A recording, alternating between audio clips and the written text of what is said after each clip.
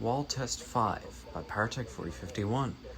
Let's go ahead and get started. So this is take 2 of this. I didn't like how take 1 turned out, so I'm just going to retake it. So this is Wall Test 5.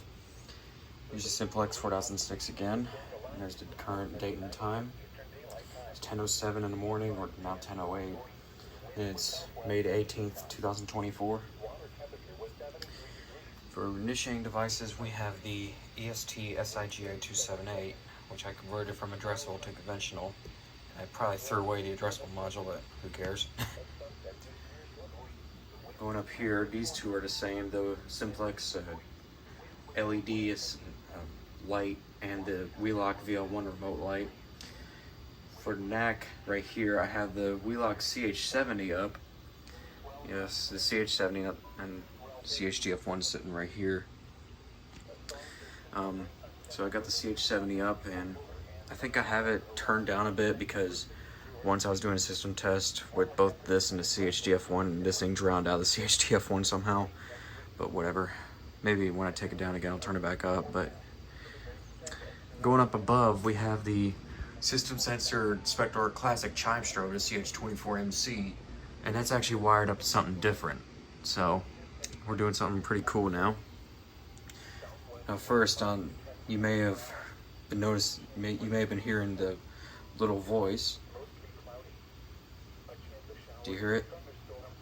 Well, if you do hear it, it's coming from this. This is my Midland WR120 weather radio, and this thing is actually hooked up to the panel.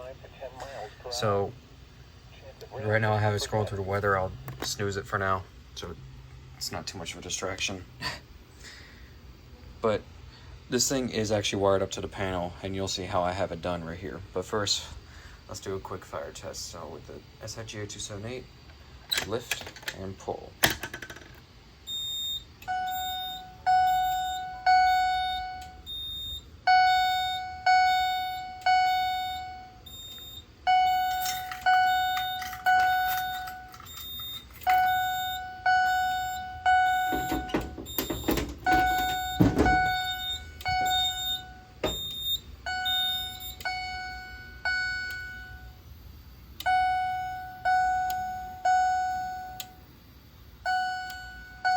See how CH24MC isn't doing anything. Silence. I also forgot to mention I had this thing coded on code 3 for the last few tests, but now I have it coded at 20 beats per minute. But yeah, so you notice how the CH24MC didn't do anything. So you really only saw the CH70 do something. And I'll show you why. I'm gonna go ahead and reset the SIGA 278.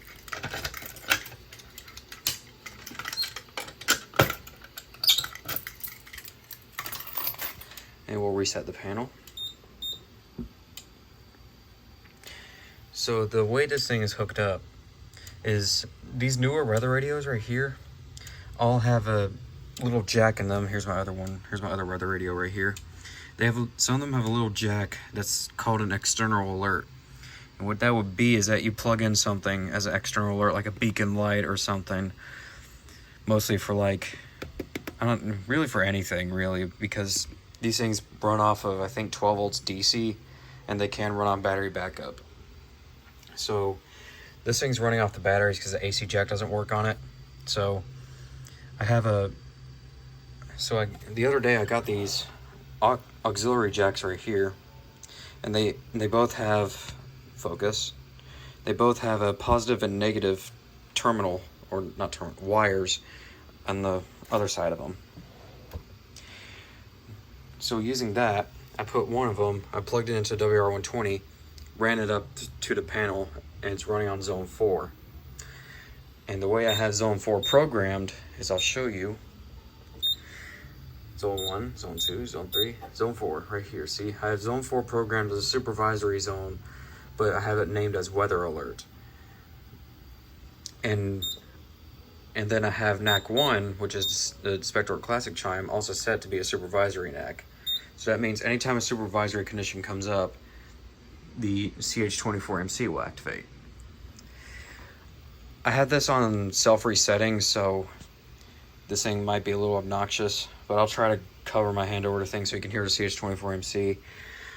But if we go into menu and then scroll down or up, wherever, here's a function called alert test, where you basically test the alert or the warning alarm in this thing. When I hit select, the panel will go into supervisory and the CH24MC will activate. So like that, here we go.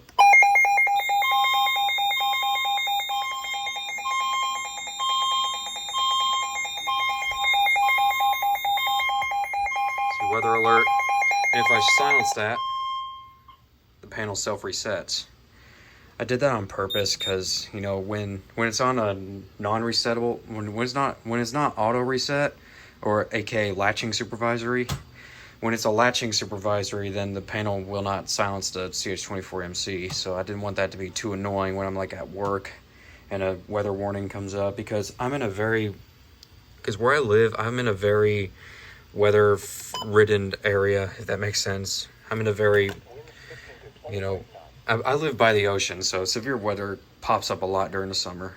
So I think the way this works is that anytime a warning, and I think a watch 2 comes in, it'll trip the panel. But I think it's mostly just a warning. So like if a severe thunderstorm warning were to come off, the warning light will go on, the thing will sound off, and it should activate the panel or the supervisory.